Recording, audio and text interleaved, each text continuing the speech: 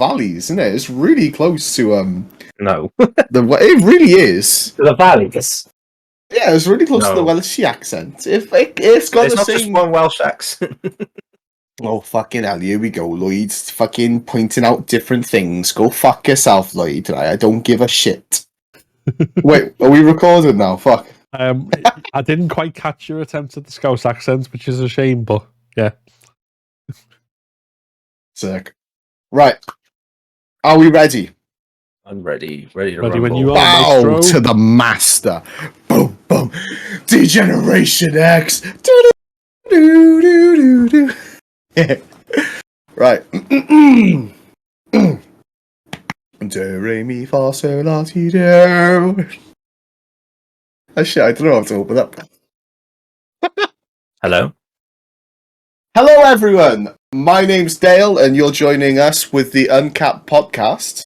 I'm joined by the lovely Phil and Lloyd. Me and Lloyd today have subconsciously matched dress. We're both wearing our Cardiff tops. Yeah, it actually wasn't planned. Really wasn't planned. I mean, they're playing today, so that's that. But we've been gone for a little while. We've been gone for 2 weeks where stuff has happened, you know. The first week I was pretty unwell, and the second week Lloyd had his house Renovations. Yeah, the kitchen's being done out at the moment. So been here, there, and everywhere. Nothing can be done. It happens. It happens. But we've missed you. But the most important question is how are you two doing? Are you two doing Good. well? Are you Good. great? Good, bit under the weather at the moment, but yeah, a bit of a sore throat and just shattered. But yeah, I'm good. I'm happy to be back home and in my lovely domain and in my domain. Yeah, I'm excited to get back to some games. Oh, that's good. What about you, Phil? How are you holding up? Yeah, I'm not too bad. I'm just a little bit tired, but I think that's mostly just the working week. Just I don't know what it is. It feels like when we started working at home, start of the pandemic, it was like boss because you felt like you had more time than ever before for yourself. For like you can never have to go anywhere. Now it feels like less because you just literally roll out of bed, start work, and then end, and then it's like right, how long till bedtime? Oh, I feel that bedtime is the best time right now. It is this time, yeah. I'm proper old, falling asleep at like 9 o'clock, 10 o'clock now, you know, drip, like, sit on the settee, put the telly on, and my eyes are, you know, whoa, they're going bad. Before we head into the grit of the gaming stuff that we talk about, we do have an announcement that these two lovely gents are going to be at the... Is it W.A.S.D. or is it W.A.S.D? I'm just going with W.A.S.D. I'm going with W.A.S.D. as well. I'm going with W.A.S.D. as well. Sounds so cooler. It does. So on the 7th to the 9th of April in London, it's the Tobacco Docks, right? Tobacco Dock, yeah. Tobacco Docks, yeah. These two lovely gents are going to be at the W.A.S.D. festival, gaming festival. So if you see them around, say hi. Unfortunately, I'm not going to be there, but they'll act like me if you want them to, I suppose. No one can replace your aura. We have a giveaway next week. For the W.A.S. festival. So keep your eyes peeled for that. Also, we have a 20% discount code from the lovely people over at W.A.S. So if you use UnCapt 22 at checkout, it gives you 20% off your tickets. So yeah. Nice. Make sure you use that code, you know. It's that's the one thing I'm going to miss is going to these festivals. Like, I loved going to EGX and stuff. It's so good. But, like, not being able to go is sad. But it's nice that they're coming back, you know? Are you too excited? Yeah, I was just saying to Lloyd before, it's as we're recording this, tomorrow it's 3 weeks away. So it's quite exciting. It's particularly, I mean, obviously... we were going as content creators and we got the press passes, so we got the like free pass, which feels like kind of absurd because like my instinct is to put the Ralph Wiggum voice on and be like, I'm a journalist. Because imposter syndrome fully sets in. But also I had myself on mute before, so when you were saying about that you're not going, I did make a extremely hilarious at the time everyone would have been on the floor laughing, joke about it. I imagine we'd all have been screaming. Yeah, I said they come back and said we'll give you the press passes, but Dale can't come. Yeah, that was the ultimatum. Or the ultimato. I don't know. It's one of those, isn't it? But yeah, next week we'll be announcing. Oh, it'll be the week this is released. Time is a weird concept, but if you keep an eye on our socials and listening next week, we will have some information about the giveaway. So keep make your sure you eyes subscribe peeled to for us on YouTube, which it's YouTube. Frankly, you should be anyway because we're fantastic. We're all right. Like we do our bit, we do our stuff, you know. But festivals and gaming festivals aside, they're the same thing in my head. What have we been playing? Who do I want to start with? Who wants it first? Hands up first. I've been off. No one wants it. I've been off from gaming this week. I think. Oh, you took a break from gaming, did you? I played my Switch. I played Arceus, and that was about it. But how has Arceus been? Have you finished it yet? No. You still not finished it, Lloyd. I know. I'm so bad. I keep like picking it up, and be like, I really want to play this, and then I just put it down and forget about it. Like I made a tweet the other day saying like I do appreciate the Switch, but like it's just one of those consoles that I forget about. I'm so bad with handheld consoles. Like I put it in my bag, to take away, and it'll stay in my bag for months on end, or it'll go in and stay in this case. I'll forget about it. I'm well and truly an out of mind kind of person, but I do love the Switch. It's been great playing it, but I just it's just been so bad. The most important question, because we know that like actually beating the game and catching all the Pokemon is not the true game. How many shinies do you have? I got one at the moment. I got a Starly. Oh, let's go! Yeah, I got a brown Starly. Got brown. Is it brown like a bronze? Yeah. Well, it evolved. It's a Starvia next. Starvia, I think it's Starvia. Staravia and then Staraptor, right? Yeah, Staravia. Sorry, yeah, I missed out an A. So yeah, I got one. I found one on the finger thingy, on the beach. The beach. On the finger, I found it. Oh, let's not get into fingers. I've been playing Elden Ring. It's a weird concept in the game. Let's not chat about fingers. But yeah, that and then obviously there was Steam Next Fest the week before, and I was playing loads of demos on that, and yeah. I suppose it's a question over 2 weeks, really, isn't it? You know. Yeah. So, dudes, what about you, Phil? What have we been playing? So where are we up to? It's a bit of a weird one because after I took the week off to play Horizon Forbidden West when that released, which obviously we would talk about later, but that was like I played 83 hours of that to get the Platinum Trophy, and then in the 2 weeks that have followed, I would be surprised if I'd racked up anywhere even close to 83 hours in gaming in general. Like even like playing Wordle on my phone, if you included that as well, just definitely nowhere near it. So yeah, I mean, in fact, I possibly played Wordle as much as I played any other game. So, but it is extremely addictive and definitely worth a go if you fancy your chances with six opportunities to guess a word. So it's an interesting game, isn't it? It's like caught everyone by surprise, and it's nice seeing everyone share their little grid things. I don't know what's going on, but it's nice to see people like, "Oh, did you get it? This is so cool! Oh, look at this!" And I'm just like, "Yeah, I'm happy. You're happy. I don't know what's going on, but I'm happy. You're happy." I think the funniest one was because it's New York Times, so it's all American. So there was a big uproar at one point because there was a word which should have a U in the English spelling and it didn't.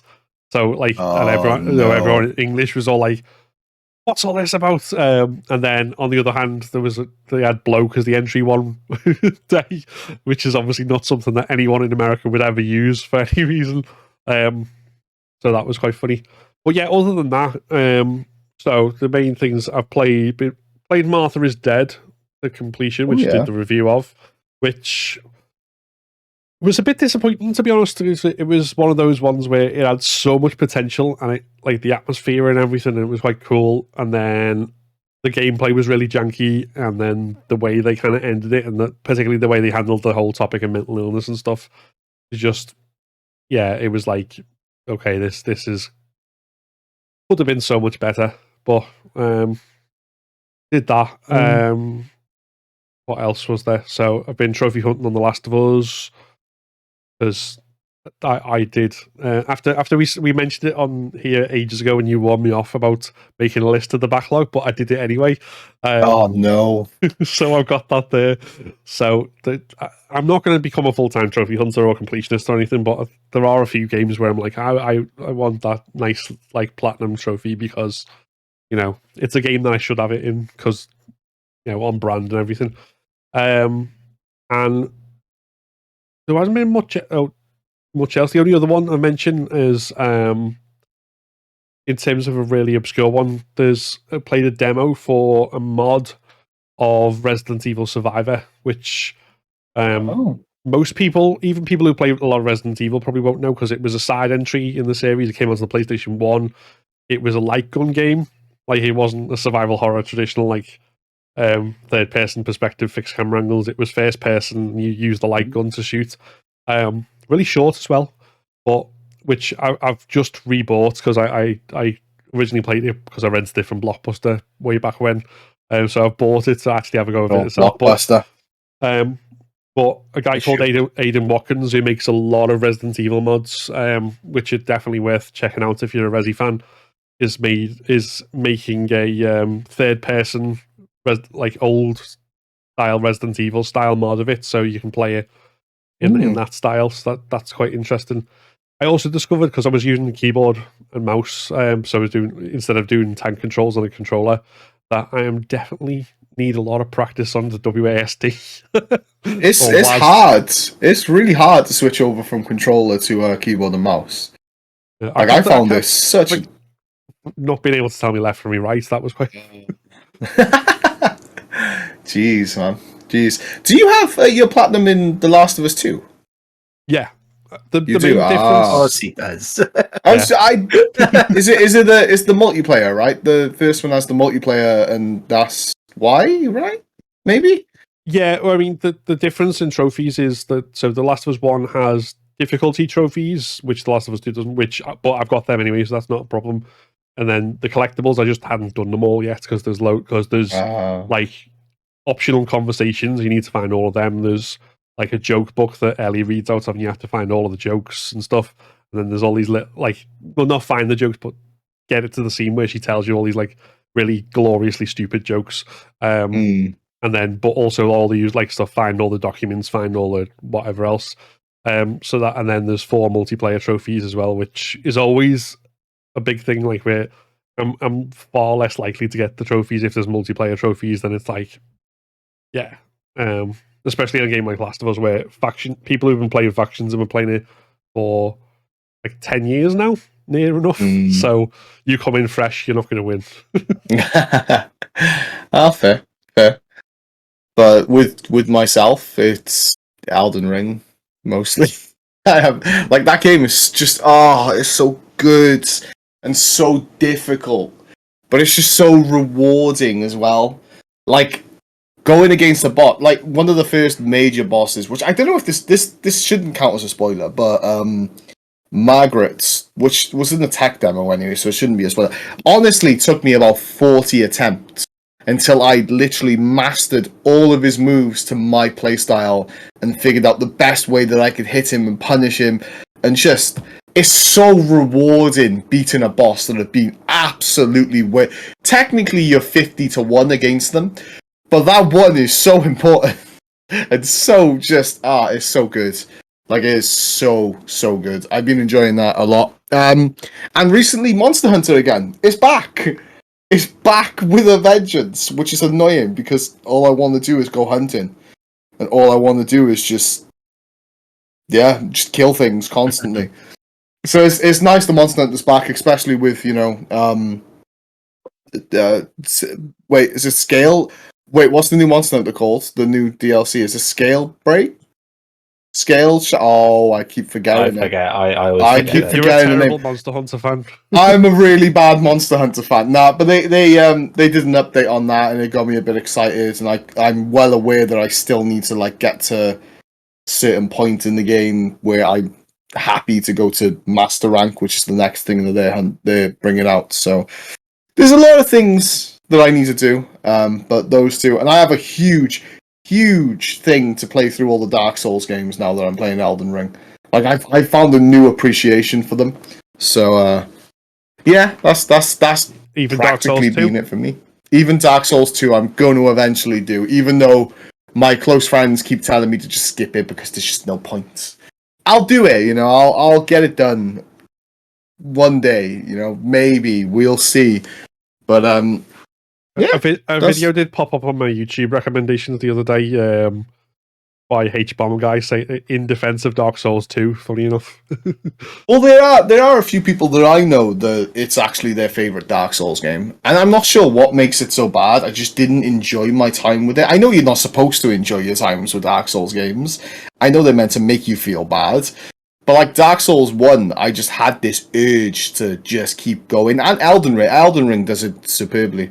But Dark Souls 2, I just don't know why. I just didn't want to keep going with it. But one day I will, 100%. It's on my list, my backlog, which keeps growing, you know, ever so greatly. Make a list. But we'll I'm not making a list. It's not happening. I do not recommend to anyone making a list. It's a scary prospect. You don't understand the amount of games that you haven't actually completed, and it's anxiety inducing. Bill, don't do it. Just don't do it. It's not a good idea. Damn, man, I've been collecting games on my Xbox for years, and I've probably done about 3% of them. I think it's mad because you look at like your Steam library, you're like, so bad, and then you look at like your Xbox, and you're like, because obviously, man. yeah, it's just like, yeah, oh. The amount of games that I've bought day one, and I'm like, yeah, this is good. Enjoy 2 hours of it, never to go back to it, is absolutely incredible. The amount of money I've wasted. Yeah, I used GOG for a bit back in the day, and it tells you like every game across all the platforms, and like mine's upwards of like 600 or something. And I'm what, even Xbox? Yeah. No, I'm not doing that. I don't like, you can't count Game Pass ones as part of your backlog the same way I don't, even though I get every PS Plus game every month, just so I've got it there in case I ever decide on a whim that I want to play, I don't know, PGA Tour 22. Never know. But that's not my backlog as far as I'm concerned. That's just optional extras. It is your backlog, Phil. Don't lie. Don't change what a backlog is. Every game. You have the game. You have to finish it. That's the rules. You're paying that $10.99 a month. Exactly. You have to finish Game Pass to complete Game Pass. But on to games that we have beaten. Phil, let's have a little chat about his Horizon Forbidden of the West. Horizon Forbidden West. Because last time we were chatting, you were practically just, I think you were like halfway through, I think you said. I can't remember the point you were at on the last podcast. Or were you just waiting for it? Was it out then? Because it came out on the 18th. I'd pre-ordered it, but I only got it on the 19th because I got the physical version of it, and it's kind of a lottery then. Like you either get it a day early, like I did with Resident Evil Village, or get it a day late, as I happened to do. So it was the Saturday when I got it. And then pretty much straight away jumped into it, and then that whole week just disappeared in a blur of hunting down robot dinosaurs and everything else. And it's. I mean, I talked about this to a degree in the review. But I mean, as far as, remember when we talk about open world fatigue, and there's the whole thing of like your typical Assassin's Creed game, for example, and there's just the world's populated with all these markers, and then most of them don't do anything. I mean, it's an open world game in that sense. It's got markers, it's got points to point you to all the things, but I think it doesn't feel like, certainly not for me at least, like it didn't feel quite as fatiguing. Like with Assassin's Creed Valhalla, I haven't had the energy to complete even the Island DLC, let alone the others. And the idea of buying the Ragnarok one just doesn't appeal, because I enjoyed it and I played it, but it reached the point where I was just like, no more of this, none of this. Yeah. Especially because there's a lot of generic stuff, like there's doing the same thing over and over and over again. Whereas, I mean, there's a degree of same because if you're doing a side quest, it's generally involving going somewhere, fighting something. But a lot of the thing that breaks it up is that even like the tiniest side quests, because they differentiate between side missions and errands, which are shorter and more linear, and then you've got all sorts of random other like bits and bobs. But every single character like feels like fully fleshed out in every single story, even if you only meet them once and never again. So if it like the world feels lived in, it feels like alive and stuff. It's not just that the robots are there and stuff like that. It feels like you're genuinely kind of interacting with all these different people. They've all got their own stories and their own and like that kind of goes on around you, and like you see the progression of that as you come back, and you talk to people and a lot more stuff like that, and even like the most basic side quests where they could have just got away because it's the 15th tiny side quest or whatever, just having that typical thing where there's the dialogue wheel, so they just sort of face each other and mouths flap. But everyone's like dynamic and talking to and like interacting like it adds more. I think stuff like that adds far more impetus to doing the stuff, which is fun anyway, because obviously the way the combat works and everything's fun and challenging and all that sort of stuff. But that adds more to it than if you just like, hello, I have lost my goat, or whatever generic fantasy side quest they have. Wouldn't it be a robot goat in this case, Phil? Well, I'm trying to think. I didn't come across a flesh and blood goat. There are flesh and blood animals in there, like which you can hunt and stuff. So every time I came across like not a panda, what am I talking about? Like a raccoon or something, I'd like I'd chase it down and beat it to death with my spear. So just as I was going past, just like savage. Well, yeah, I think that was the main thing, and the combat, like say, as you go along, you get new things. So at different points, you can grapple and hook onto things, pull things open. You can glide. Then you get things so you can swim underwater indefinitely and breathe more and all stuff like that. But I don't know whether, because I've seen a lot of comparisons to Monster Hunter, but I've never played Monster Hunter, so I don't know whether this is the case. But like, so it's like you can just like fight an enemy, but just shoot it with bog standard arrows. But especially if the bigger they get, that's going to take you forever. Whereas you can down them quite quickly if you use different strategies and like you different elemental things, and like whether it's instead of an arrow you use a spear or a bomb or all these different things to set traps for them and all this sort of, and like combine stealth with running around and like being more dynamic and dodging out the way and doing all these things in midair and all that stuff. So like it's definitely a lot. If you play it in that sort of dynamic way and you lean into the systems, it's a lot more fun than if you just sort of hide in a bush and shoot an arrow every. Because that's what I liked about the first one, was that I can see the similarities between Monster Hunter, where you'd have like the weaknesses and in the like they'd have like fire weakness, for example, and you could make a trap, you could trip them up, you could down them, and then they had I can't remember, they're like jars of goo or something sticking. I can't remember what they're called, but like the yellow stuff. Do you know what I'm on about? And you could shoot them, and they blow up, and then they'd injure them a bit more, and things like that. And it did make the game a lot more fun rather than just sit in a bush and just kind of shoot at them. But I think dynamic combat like that really helps games, though, don't it? Yeah. Like it really, really helps the way that you actually play stuff. Like just it's not that. It's just like the dynamic ways you go about it. But it's like leaving you to play the game kind of how you want as well. You know, like because if you want to play, if your play style is with a bow, running up the things and doing it that way, you can do it that way. You know what I mean? Or if you do like to exploit things, you can do stuff like that. I think that really helps with combat, especially in open world games, where it makes the fights a lot more interesting. So you do want to explore to find the fights and do the missions and stuff. Funny you brought up the open world fatigue though, because almost all three games that we've all been playing recently are all open world.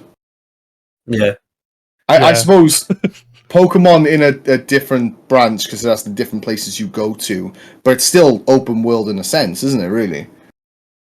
Yeah, because you So- still got like the mini quests and Yeah, all those and sort of the things. quests that you were talking about as well is something that like carries, I think, open world games, don't it? Like the like you were saying, like you see people, you help them out, and you actually see your actions changing things, which Pokemon does amazingly as well. Oh yeah, Which is phenomenal. a really good little like link between the two games. But then leading on to Elden Ring as well, because they have all the side quests and stuff like that, and you do see all the impacts of these characters and stuff, but you can easily just miss them. Like Elden Ring's like, oh, this is here, but if you don't find this character, they're probably gonna die next time you go there. So it doesn't matter. It's up to you. If you want to explore that, you can. And I don't know. It's interesting that the side stuff is what makes these open world games, I think. And I think it's where that Ubisoft effect really drains the like wanting to play The fetch quests. the fetch quests and like go to this area, hunt 8 of these. Go to this area. There's a legendary beast that's slightly bigger than the other ones. Kill that one for a new this, and Yeah. So hopefully that's a good indication that they're actually paying attention to what makes the games so good. Like, because open world games are incredible. Like, they are incredible. Yeah, I think that the other thing is like kind of how it connects to the main quests and the main storyline and stuff like that. Whether it's kind of it doesn't like matter in the slightest, or whether there is some sort of knock-on impact. Whether it's like little tiny things where you see. And the attention to detail in a lot of this stuff in Horizon is really good. Like where even just basic things like you go into somewhere, it's not necessarily a mission as such, but like go into like the combat arenas where you do the different challenges to learn how to do the melee combat or the monster combat or whatever. And like the guys who run the pits, like where you go, will address you differently based on what you've done in the story so far. Like your like your exploits. Like you've saved the world. It's the you did such and such, and you based it, and all that sort of stuff comes back and like referenced because like people are recognizing like you've gone through the world and you've done these things.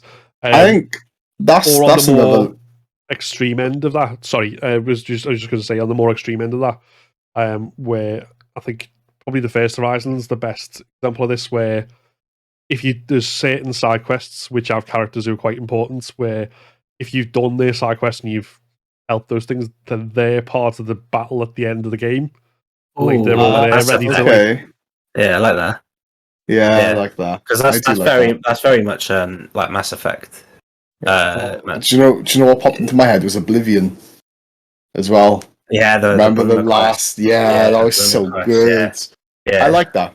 I do like that. Yeah, I think that's where games like Fallout 4 and things have like let themselves down, is not giving the player that option to kind of go in and explore. Because like I remember there was one specific place that everyone disliked in Fallout 4, and it was like, so you basically go in this old running track, and there's like rogue robots in there, and you go in and they're racing and everything, but they're hostile to you no matter what. Now, like, it would have been great if they did something so you could hack those robots, so you could like bet on the races. Oh, it was because they were run by raiders, and the raiders were always hostile, and no matter whether you did the bad things or the good things, they were always hostile towards you. And it just felt like such a waste of a great idea because you couldn't interact with it in a sense. And so I think that's where a lot of open world games recently have gone bad recently.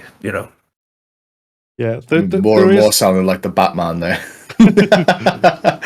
But I wanted to say, where you were talking about, do you know you were saying about the Monster Hunter link? People comparing the new Horizon with Monster Hunter. That's something that World did quite a lot. I think all of them do it quite a lot. It's when you progress, they'll call you by like different hunter names, or like the Star of Astalos or whatever it was in World, because you've done the main big quest and you were like their savior. And it's a nice way. It's a small little way to like reward the player in this little world that they're playing in as well. It's a nice little acknowledgement. Helps immersion, I think, as well. That like, I mean, it doesn't affect the gameplay in the slightly. Like, it doesn't affect like the actual kind of challenge of it or whatever. But it feels like Yeah, I've done the thing, and you feel more of it, especially for because it's not just especially if it's not just an open world game, it's an RPG. You're playing a role, that sort of thing. Yeah. So it helps you kind of because that's the end of the day is your role playing as Aloy, so you're kind of determining the kind of Aloy that she is, and based on what you're doing and all that sort of stuff. So being able to see that kind of in real time, it is extremely good. Yeah, one of the best examples I think is Oblivion again, because you got a statue in Bruma after the Bruma quest. I don't care what anyone says. Walking past that statue, and you're like, "Yeah, I did that." That was me. And it's was me. And and the great thing about it was it's whatever you're wearing at the time. Yeah. So you could just be in a loincloth if you wanted to make yourself like a proper barbarian. That's great. It's also just making a very, because game worlds are very just static. NPC. Yeah, they're static. The NPCs are just, they give you their lines and that's it. But if you add that little bit of change, it's you're part of it. Do you know what I mean? It's really nice. I think remember Fable for that. Yeah, with the good and bads, and they react to you in different ways depending on if you were evil or if you were good and stuff. And that was a very good game. It was was it the magic where you started to get all the veins if you leveled up your magic level? You used to get the blue vein. People would react to that as well, and I just think that's so cool. Those little things, they kind of take away from having to change every little detail, and it's just those little things that can really help, if you get me. So it just gives the world a bit more personality. Yeah. You know? I think that's where mocap and all the conversations has definitely helped with that as well. It's a little thing, but the difference between even just the last game, let alone any other open world game, but just that difference between standing there static and just having a conversation without moving on it, and something where one of them's injured on the floor and the other one crouches over them, or they're coming back, pacing back and forth because they're agitated and stuff like that. It just I'm genuinely going through something which is a real, this is happening. This isn't just a side quest. This is part of a world. Stop there, you criminal scum. Do you know that NPC dialogue kind of the difference in dialogue to make situations seem more alive and more real. That's bleeding into other games though, not just your single player. It just brought up about the only example that I can think within Apex is Mirage, and he's that cocky kind of, he's like a celebrity kind of cocky kind of character, and when you're playing the game, they have voice lines just reacting to things. So when the circle closes, they'll be like, 20 seconds till the circle closes, we're outside, we need to make sure we're getting in, stuff like that. But Mirage, when you have teammates that are alive, he's himself, he's confident, he's thing. But when he's on his own, he his voice actor or his voice lines change, and they're just 20 seconds till the and it's just this little change that just gives so much to his character. Yeah. And it's just I don't know. Everyone needs to go and watch the Mirage voice line stuff and his lore, and it's just so good. I love him. He's amazing. Such a good character. But yeah, no, voice acting's that's definitely and voice line. Yeah, definitely. And in terms of voice acting, we know the Hornet from Silk Songs, all the voice acting stuff is done now, so we know that. Silk Song news. News. No, why'd you give us news? I'm so excited for that game. But it's interesting. But games can go the other route as well and just give you nothing. Give you absolutely nothing. And that's also a very good way of doing it. It's giving you nothing and just having environmental storytelling, that route, which Hollow Knight does incredibly, and all the Souls-like do fantastic, incredible. But I think it's just, I personally, I think it's down to those the side quests and stuff that I think are improving now, because Pokemon side quests were awesome. They were really fun. You know what I mean? So catch it. Just What's out of curiosity, what's the if you can think of one off the top of your head, but what's the worst side quest in any game that you've ever done, or the most annoying or most frustrating? It's frustrating. I can tell you the most pointless, but it's really funny.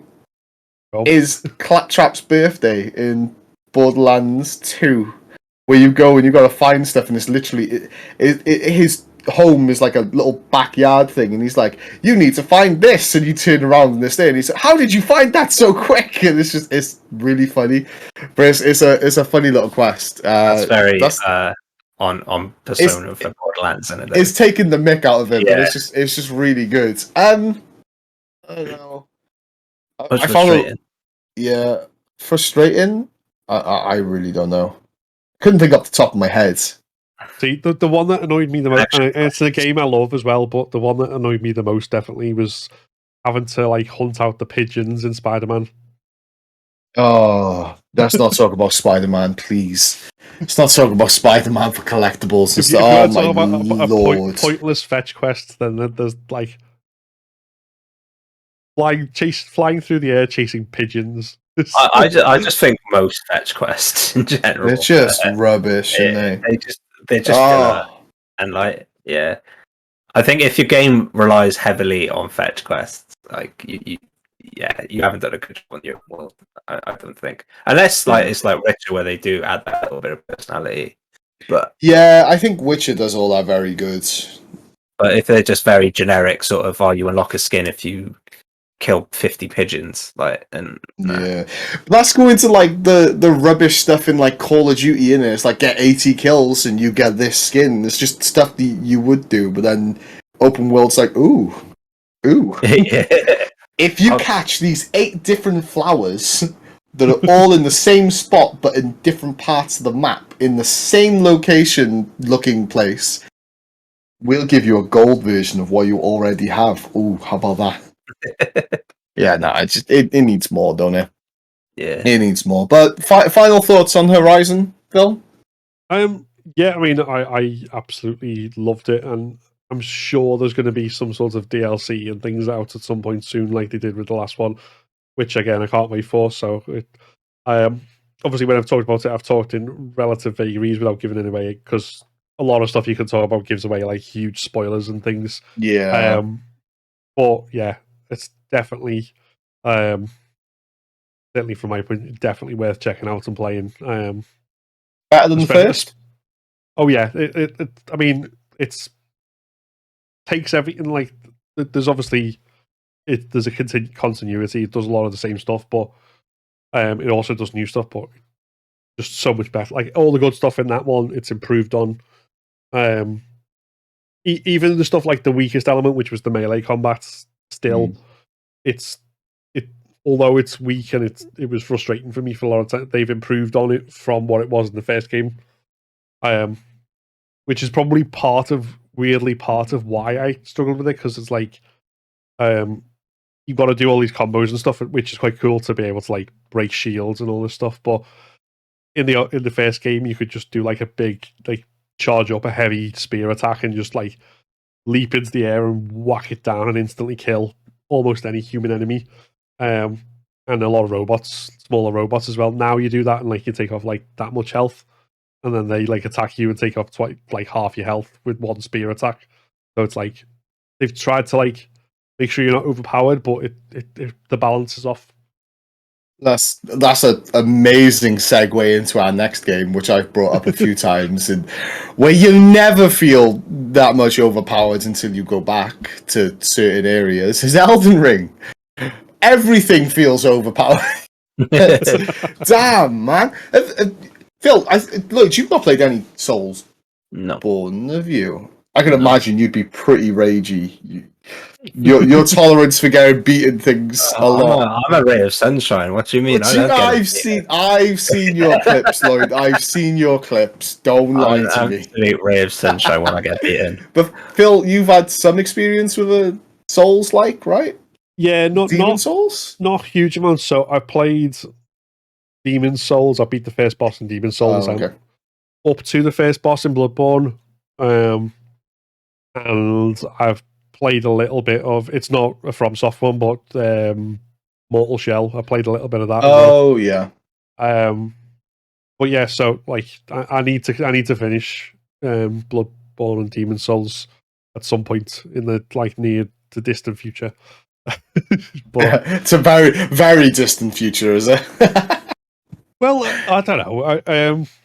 Yeah, it's just one of them. I don't know why it seems like I just didn't like. I haven't put that much time into them, so I need to just persist. Which are probably, given how many games I play on, like ultra absurdly hard difficulty, just for fun, then I should be able to do that. But we'll see. I highly, highly, highly recommend Elden Ring to both of you. Lloyd, I can see you loving this game for just exploring the world. Like the storytelling through the world is just phenomenal. Like it's so good. It's so hard though. Holy, my! I nearly swore for the first time on this episode then, but damn. So I've been streaming it, which is why I'm quite far behind because I only do like 3-hour streams after work and stuff. So I'm a little bit behind, and it's just, oh my god! It's like you beat one. The thing that Souls games do really well is it rewards you for like learning. Like you could fight an enemy 30, 40 times, and you learn every little thing that it does. It's all its movesets and its range and how you get away from certain things and the timings and the reward you get for killing it is, well, the next boss is a lot harder, so good luck with this one. But you just keep coming back to it. It's incredible. The different playstyles in it is fantastic. Magic is a bit overpowered. I'm from what I've heard, and I've not really touched into the magic stuff because you've got to get certain items and stuff, and I can't be bothered with that. That's a lot of work, you know. But the different weapons that you get in there, and it's so good, and the characters.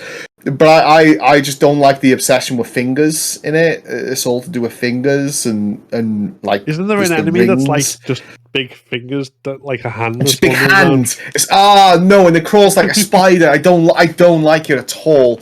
I think there's a clip on my Twitch actually of me screaming when one grabs me. And so I don't like that at all, like not at all. But in my playthrough now, I've just come past like the third big boss, and I've just come into one of the hardest areas in the game. So I can imagine next week I'm going to be like, yeah, no, this game's awful. I don't like it at all. Screw this game. On the rage one. Yeah, no. I've seen you rage, Lloyd. It's bad. You just turn things off though when you rage. You're just like, nope. Yeah, nah. If it's off, I don't have to worry about it. Yeah, exactly. Outside, out of mind. Outside, exactly. Outside, not in my mind. Yeah. But no, this I like. The more I play, the more I'm convinced that if this game doesn't win Game of the Year, I don't think I know video games. Like, I know it's got its issues. I know the accessibility thing is really bad, and I do wish there were accessibility options in it because I wish more people could experience the game. But the game is just is phenomenal. It's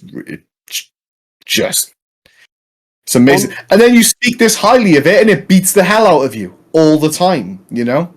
There's just no regard for how highly you speak. No respect. It gives you no respect. Like you go into the boss that I was talking about at the beginning of the stream is like it's like your first major boss, but it's not like one of the main bosses in the game. It's like leading to one of the main bosses. And as soon as you go in, you step through the gates to go into the fight. It's launching things at you straight away, and you've just gotta like sidestep it as soon as you get it. There's no chance to be like, you're my enemy. It's just nope, nope, you're dead. It's not happening. Yeah, eat this. No, I don't care what strategies you've come in with. I don't care what you want to set up beforehand. You're dead. I'm not having it. Goodbye. So yeah, I'm well and truly in love, like really in love with it, and I'm waiting to finish so I can start watching all the lore videos because one of the things that the Souls-like community has quite quite really good ones of is people that do like 2 hour long deep dives into the story and the laws, and they're so good to watch. Like, they're so interesting because you see things and they'll explain stuff and you're like, that's what that was. That's what this was, because it's all environmental storytelling. Yeah. And it's hard to enjoy environmental storytelling when everything is trying to brutalize you. It's really hard to stop and go, that castle is actually close to this, which means this people will be doing this, and this is why they're out here. No, you're dead. I don't care if you want to go sightseeing, you're dying.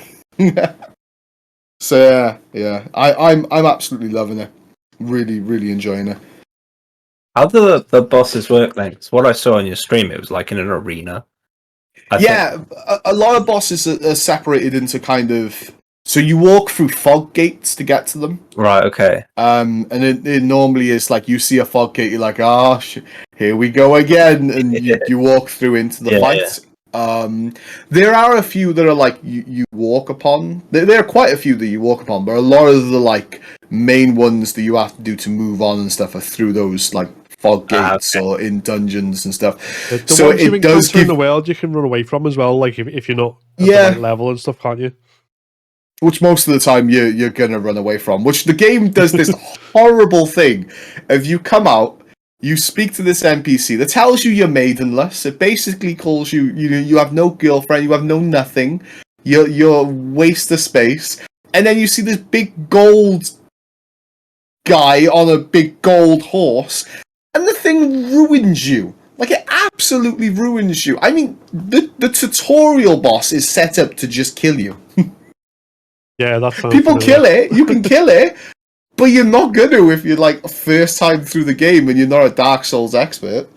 But yeah, it happens mostly in arenas. Okay. Yeah, that tutorial murder boss thing, like it's the Vanguard demon in Demon Souls. Like, you walk through and like pretty much if you get hit by one axe swing, you're dead. Like, the most I've ever, like, I've got taken like 2/3 of its health and then got bodied. It's a way of setting the tone, you know. It's like you come from a lot of other games and they're like, okay, we're gonna ease you, you know. This game's a little difficult, but we'll build you up to it. It's fine, don't worry, come here, take my hand. Dark Souls like, no. No, you don't get any of my hands. Deal with it. This is your problem. Goodbye. So yeah, I'm loving it for that. I'm really, really enjoying it. I'm obviously, like, now I've just reinstalled Dark Souls 1. I don't know, this is it's piqued my interest to play through them all now, and yeah.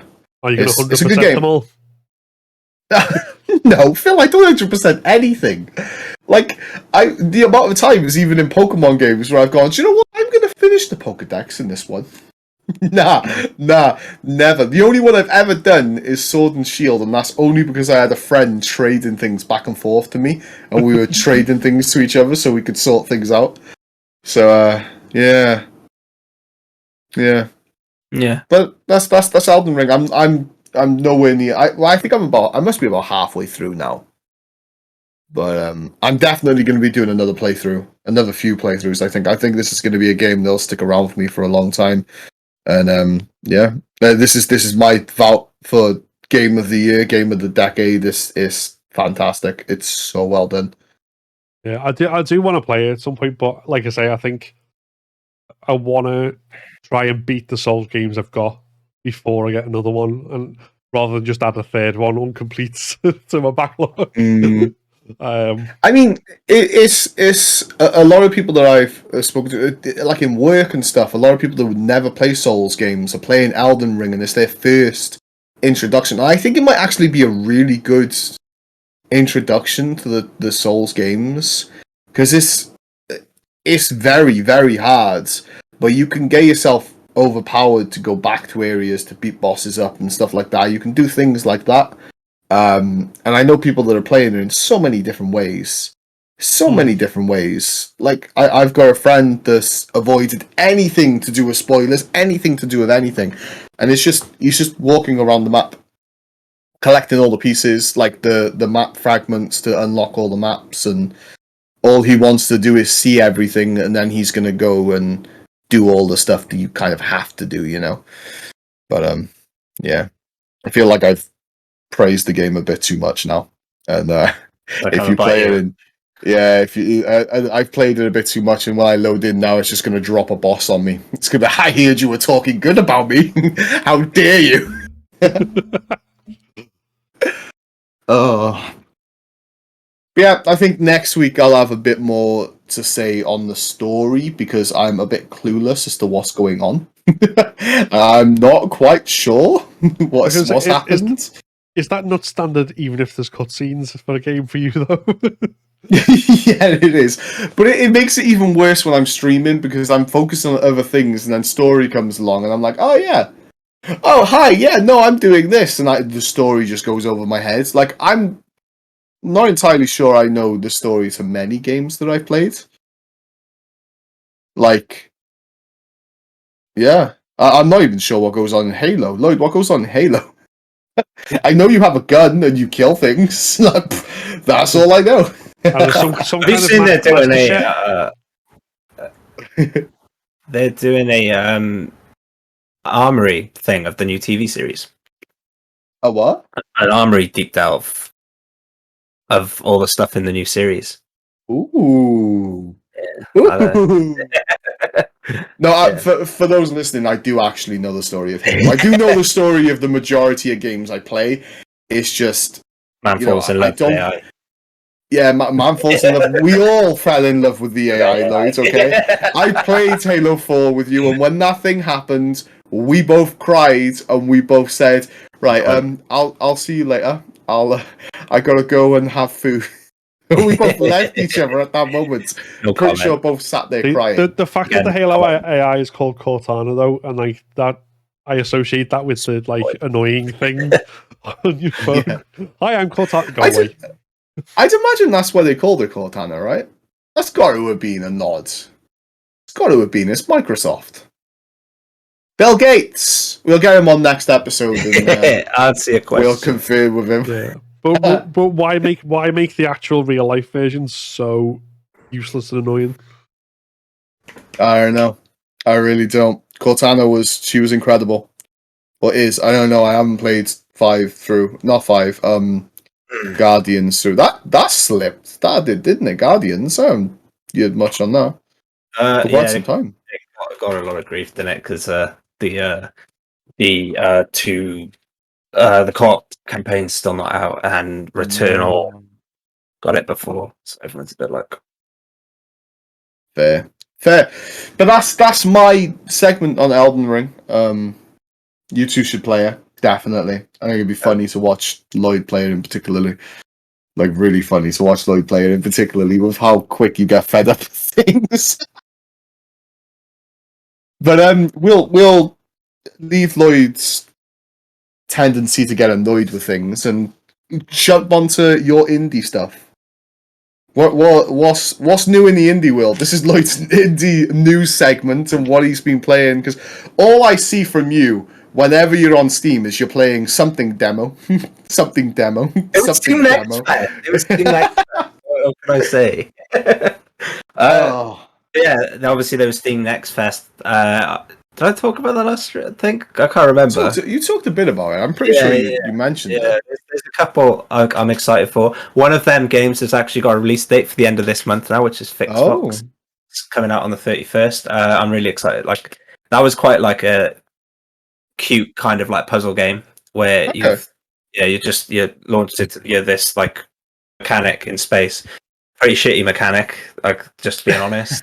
Everyone hates you, and you land on this planet, and you've got this really annoying backpack that is like afraid of germs, and it's like the one thing I really disliked about the game. I'm being honest, it's like overbearing. Like, it's like, do you know that friend who finds one joke and they hold on to it? Is it Leon? Is it Leon, the champion in Sun and Sword and Shields?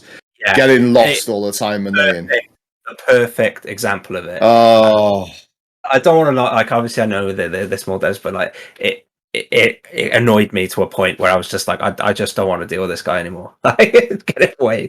But yeah, it's quite cool. You got to find all like sorts of like little tools. Like, so rather than use like a screwdriver, you've got to use a coin, and then you've got to go around fixing things for people in like puzzle-esque sort of things. And got to find out the secrets about this cult.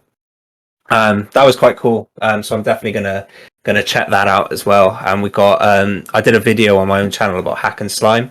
We got a full demo now of that, where and I've been speaking to the devs about that. They've got all sorts of like wonderful, wacky things coming on that. I'll just a second.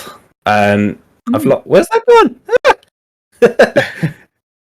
Yes, Lloyd's having tactical difficulties. I've got too many tabs open. Yeah, so they said they're working on a town portal system to facilitate progress, and working on mission systems so you get objectives rather than just, because one thing I found about that, it was like you kind of go back and you just kind of have to rehash everything, and the missions were like really long, and it just kind of got a bit thing. So that's really exciting to see a full demo on that.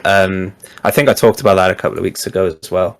But yeah, if you want to check out more on that, it's strange when we talk about your indie games. Like, you talk about a game and it's like, oh, this has been announced, this is coming out now, and it's like, Lloyd, you've mentioned this. It's like, oh yeah, I played the demo. I that's all I do is play demos. But it's like you're so far ahead of the curve that the curve hasn't even happened, and then the news happens to announce the curve, and really.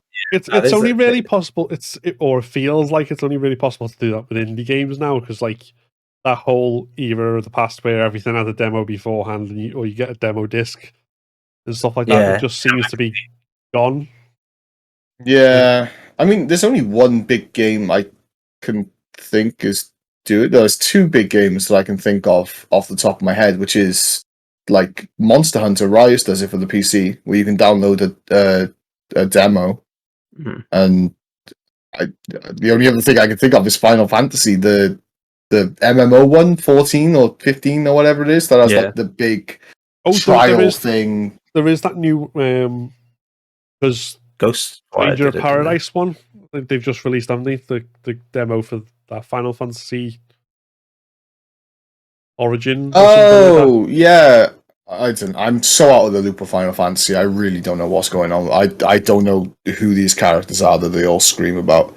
I've never really followed. Capcom must be one for it as well, because I know there was Resident Evil 7, 2, 3, possibly 3 at least. At least 7, 2, and Village all had demos. Oh, sorry. After me saying there's no demos anymore, there's just a whole list of games. Yeah, there's a few, but I suppose it's quite important in the indie world, isn't it? Because it's like your pitch. Because whereas these big devs, they just announce we're making Resident Evil 21, and it's like, wait, what about the other ones? We're still gonna buy it, but what happens in between? It's like they don't have to tell you because you're still gonna go buy it. Do you know what I mean? Yeah, I think there's a lot of like games that, like, I know Devolver don't really do demos. Cause, like you go for the publisher there, don't you? You know, and I think there's a couple of larger studios that do it as well. But like for example, like Hack and Slime, I think is their second game. I'm not sure about Fix Fox, but like a couple of the ones that I've played have been, you know, first offs and things. No one knows anything about these people, so there's no background to go off. You know, you're just going off what you see on Twitter and stuff. So I think this is why demos are so important, and like why, because there was a lot of the demos I played over Steam Next Fest. I just like, there was one perfect example. I don't want to say the name of the game, but it basically did this thing where it had a 2-minute cutscene, and the minute you died, you had to go and rewatch that thing, but you couldn't skip it. Oh no! Yeah, so it was like those little things like do count so much as well. But but that one thing could ruin so many people's perception on the game. Yeah, so I suppose in things like that, the demo is practically their CV that they're handing out to, like, not employers, but you know what I mean. It's the same kind of. Yeah, definitely. Yeah. The other thing is, like, you get like they're more likely to listen to feedback on those things and make changes from them. Whereas 100%. If you do get a demo from a AAA, then you go, X, Y, or Z thing needs change. It's probably not going to change. So many care. indie developers that I've spoke to are like fantastic with like feedback and stuff, and they really do like, and you could see it. And like, I keep going back to Hack and Slime, but they're like, I did the beta test beforehand. That's how I got access to the demo, and they were like really, really great. You know, they took everything on board and like came up with this massive spreadsheet that I'm sure Phil will love, and because it's like 100 things long. But yeah, it was just really great to see. I automatically love spreadsheets. I should say, like the fact that I made one with backlog is besides the point. But yeah, like it's really nice to see, like, and I think that's why I love indie games, is because like you can go in and just be like, you know, this needs a bit of tweaking, and you get to see that progress, if that makes sense. So yeah, I suppose it builds a stronger community around the game as well, don't it? Yeah, definitely. Yeah, you know, because it feels like players' voices are being heard a bit more. Yeah, I suppose that's pretty good. What question before we round up your indie segment? What's your favorite style of indie? Is there anything that attracts you? You see a game, you're like, oh yeah, this is me. I'm a sucker for a management sim. But for all you indie game devs out there, listen, just for Lloyd to play. I kind of find like AAA games have this very like realistic kind of, and it gets a bit morbid at times, where it's just like, oh, look at all these realistic graphics. So I like bright and colourful things that can catch your eye. And like I love cartoony things, like things with weird, like there was one game, I keep saying Cardiff. Yeah, but like there was Capia that was I played that a couple of weeks ago, and it was just really weird. Like it was quite grotesque in a way, but like on purpose, and it kind of looked like a kid's drawing in a way, but it kind of drew me to it because it was like unique. It wasn't a realistic graphic style, but it was really. I had quite a bit of fun playing that, and yeah. So I think just like looking like uniqueness in a way, and not trying to. But then I'm saying that I do love things that, because there's like Ixion that I played. So, which was quite. This feels like a different. I've set you up for a difficult question here. I do. Yeah, I don't know. It is kind of. It's kind of hit and miss, because like there's games that you're going to absolutely love, and there's some games. Yeah. Yeah, I don't know. It's hard to kind of pinpoint. But the short version of Lloyd's answer is, which kind of indie games do you like? Yes, all of them. Yes, I like them. Okay, just make it bright and colourful, and I'm sure I'll pick it up at some point. And well, I'm glad you're playing through your demos and you're enjoying them, and you're finding some some good things out there. If you're not, I'd recommend subbing to Lloyd and stuff, or following him on Twitter, because he's constantly tweeting about these games. And if you're interested in the indie scene, Lloyd's your guy. He knows his stuff. Do you know what I mean? He knows what's going on. You know. I am going to try and get back to YouTube and doing stuff, and I'll put some things on UnCapt as well, just to be nice. Or just add him on Steam, like we've got, and you'll see what he's playing, and just what's this about? And you can, what demos he playing this week? He was mumbling on about that on the podcast. Damn. Yeah, but this month's go on, sorry. This has been good. Yeah, we got Tunic today. We got W.A.S.D at the end of the week. I could go on all day, but yeah, I know we're. He could go on all week all day about the video games that he's playing. But right, with that done, that's the main segment for today. It feels good being back and chatting, and on to our favourite topic, where we go on to it's the news, it's the news with UnCapt. That's my jingle for today, to go into the news segment. We have a few things. There's been a few things happened in between. One of the things that I don't think is on our little list here is, I will bring up before we go into it, is Pokemon Generation 9 was announced while we were all sick and Lloyd's house was being demolished and Phil was lost in Forbidden West. Gen 9 was announced. Phil, I don't think you're a big Pokemon guy, are you? We freaking should be. You should be. Because there's a duck with a hat. There's a duck with a hat called Quaxley. We can start maybe some sort of mini game for viewers, like of the video version of this. Like every time Pokemon's talk about just how much my eyes glaze over, like take a drink. Well, I'll direct this to Lloyd then. Lloyd, what do you think of the starters? I love them. I love all of them. They're incredible. Like, it's the first. Yeah, like I'm really excited to see what the final evolutions are, but I don't want to at the same time. I want the surprise because these are awesome. These are arguably some of the best designed for a while. They're really good. Do you know what the fire starter's called? I'm not going to attempt to pronounce it. Way Coco. Way Coco. Way Coco. Like, oh. Yeah.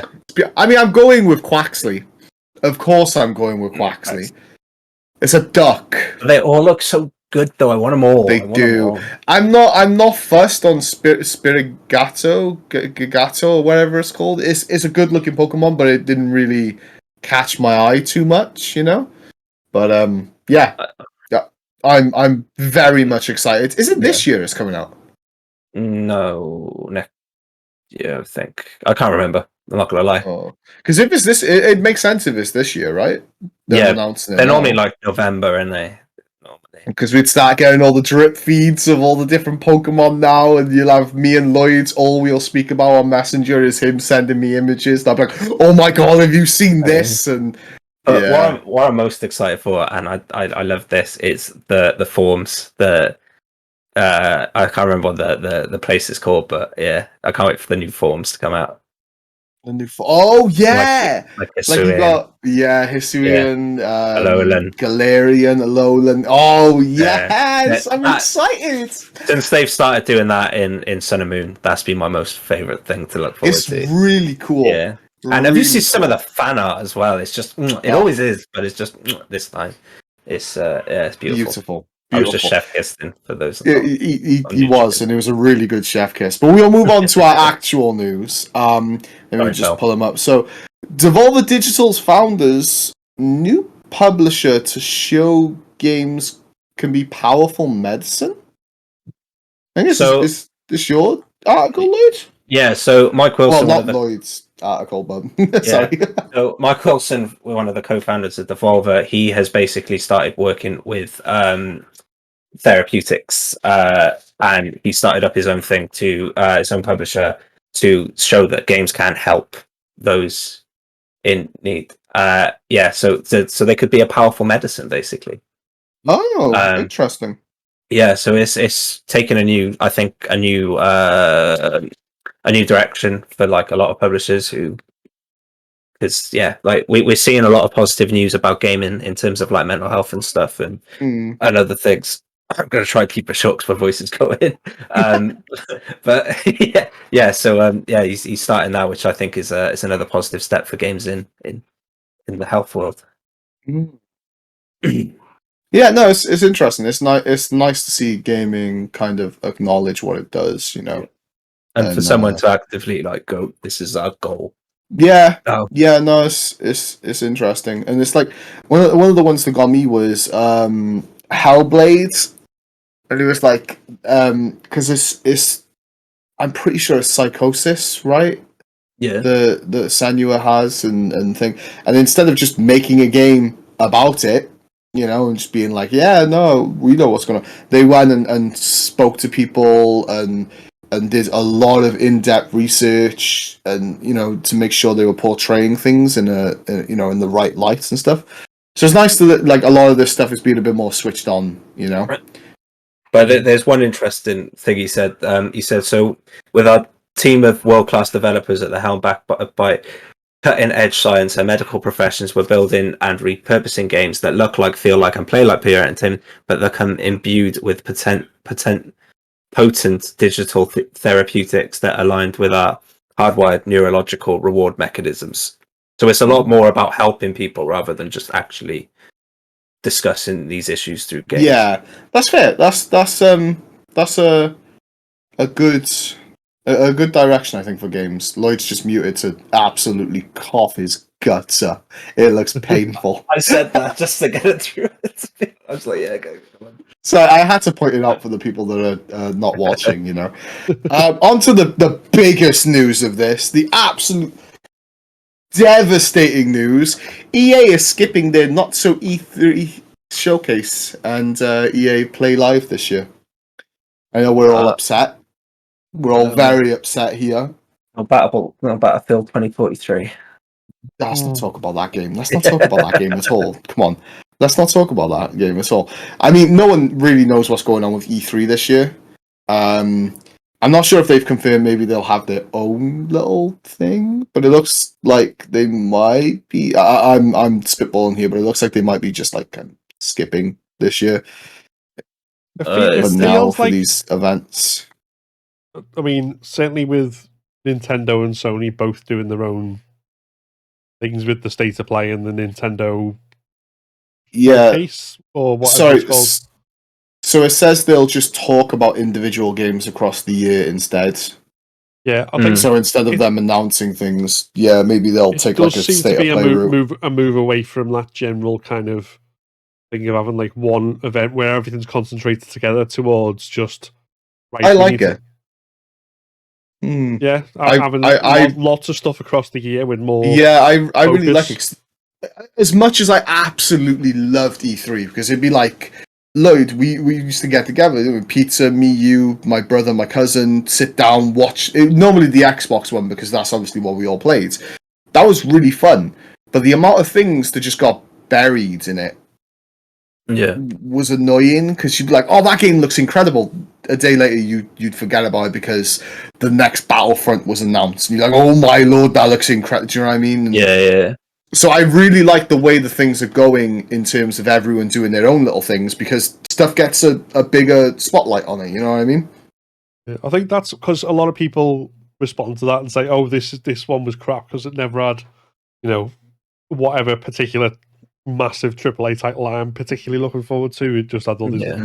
But obviously, all brand new IPs and smaller games still need the spotlight of some kind to like tell people they exist and all this sort of stuff anyway, don't they? So I think that's good. Even if in PlayStation's case, they allow Capcom to fool us about Dino Crisis.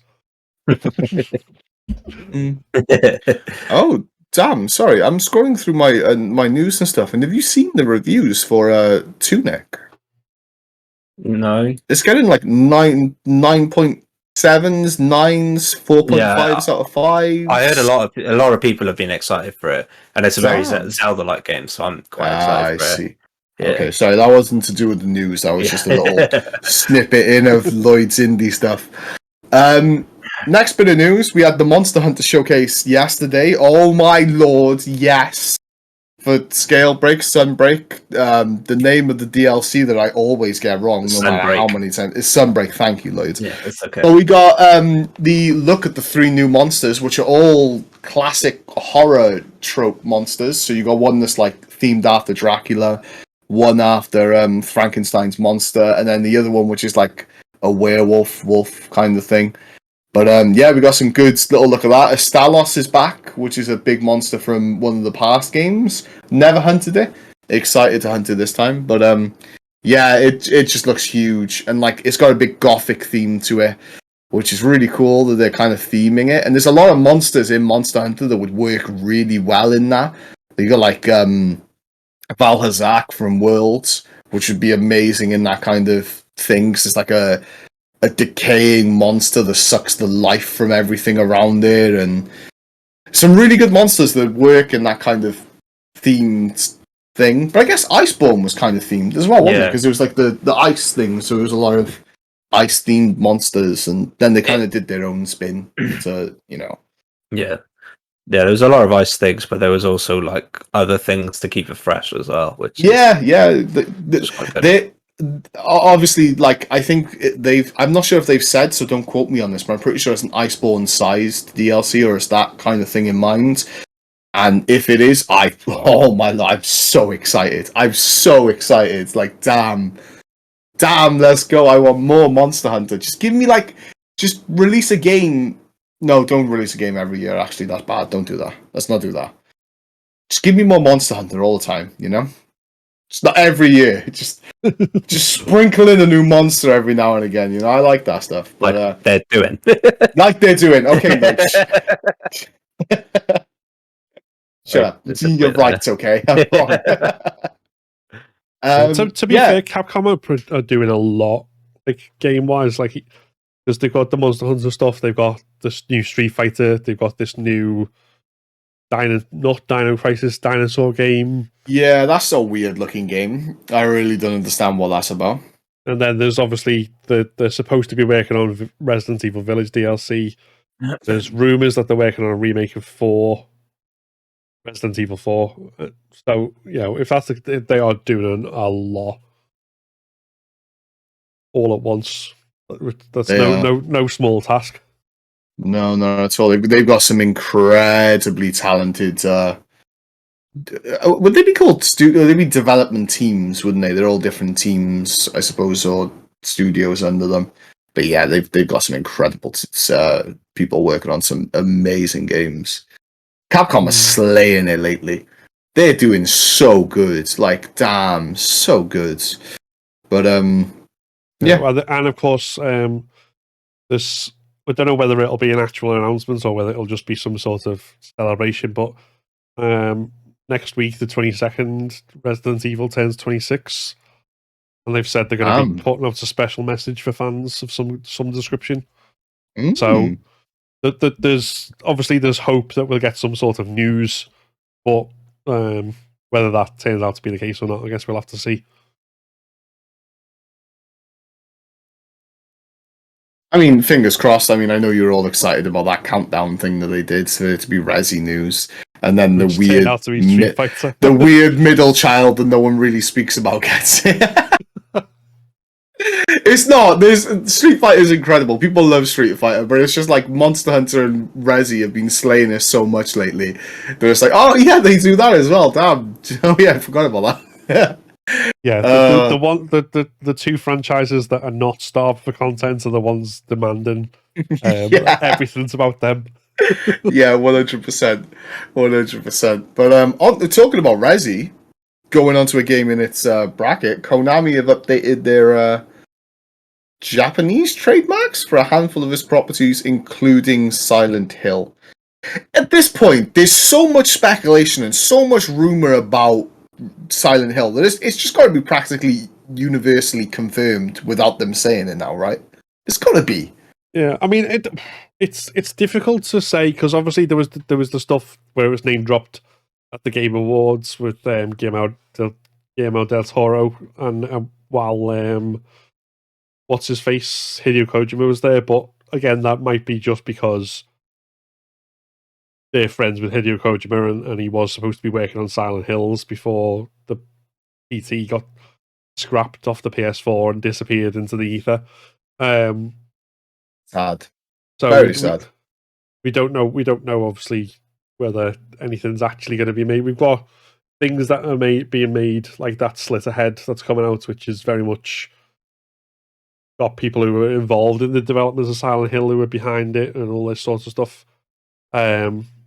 But yeah, so it's hard to. I mean, the other thing as well is if you don't update the trademarks and the copyright, then things fall into the public domain, other people can make them and stuff like that, or they can be bought off. So that could be the motivation behind it. But I know obviously a lot of people will be hoping for something, whether it's a remake or a new game. But I don't know. I think it's too easy to get your hopes up with some stuff. So it's probably better to err on the side of probably not. It just seems like it's spring. You know, I mean, they keep sprinkling things about it, and it's like, just come on, just announce it for now. We know it's coming. So something that just popped up for me is Game Informer's top scoring reviews of 2022. They're like keeping things in tabs, and the highest ranked right now is Elden Ring, but second is Tunic. Tunic is their second highest rated game. I'll have to try that out tonight. Like that's going to be incredible. It's downloaded. It goes so from I won't read them all, but from 10 out of 10 is Elden Ring, Mhm. 9.75 is Tunic. And you've got 9.5 is Dying Light 2. And then Final Fantasy X1V, which is 14, right? Endwalker, which is a big DLC, is 9.25, along with Horizon Forbidden West. But I think like games like Death's Door got a lot of critical acclaim as well. So, and it's kind of a similar game. That game was just trending.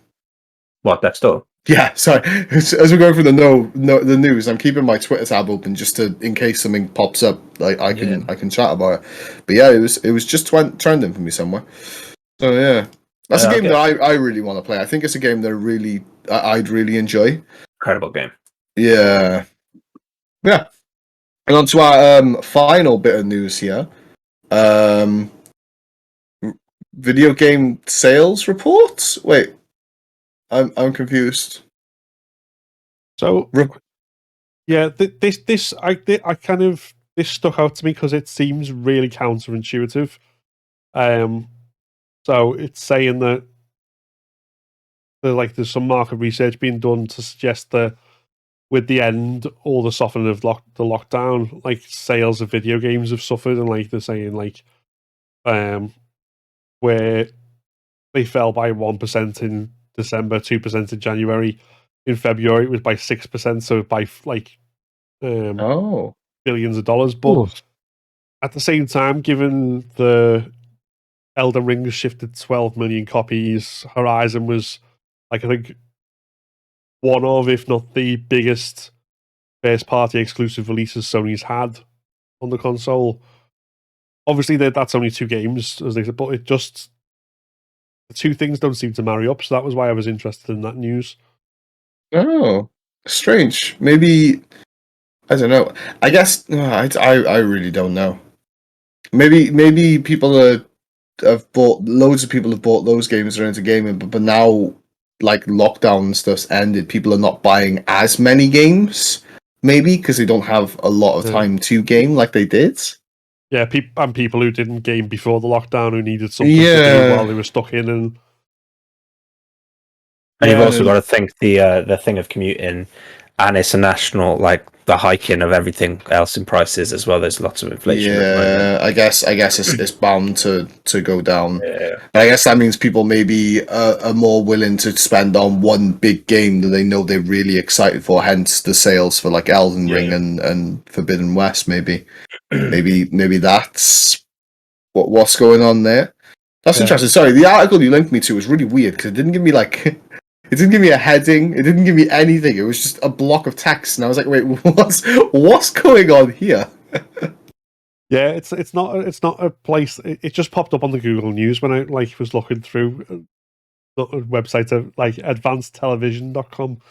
I've never ever looked at that website before in my life, but although I suppose on the back of what Lloyd just said, this might be a good time for, if games want to do something positive in the world, then what the biggest entertainment industry in the entire world, bigger than TV, film, all this sort of stuff. Your profits are being hit by them hiking energy prices up, so you might want to get onto those energy companies and say, pack it in. Let's not go into that because it's all a big stress to me right now. Everything rising, but you're right. Come on, video games, make our heating cheaper. Yeah, come on, man, come on. Talking about news, do you know if there's any update on the Pokemon Online TCG card game? Sorry, Play Pokemon just popped up for me again. No. My news segment's all over the shop, everyone. I'm so sorry. They said it was going to be this year, but I don't know when. There's no. Okay. I was actually looking at that yesterday. And nothing as of yet. So I was like, I've quite fancied a game of Pokemon. I too as well. I miss playing the card game. I really beat you every time. So listen. All right, let's not do this. So we can't play together because not do this. We get angry at each other. No, you get angry at me. No, you get angry at me. What are you on about? You take too long. Well, don't. You can't shuffle your deck. Yeah, but.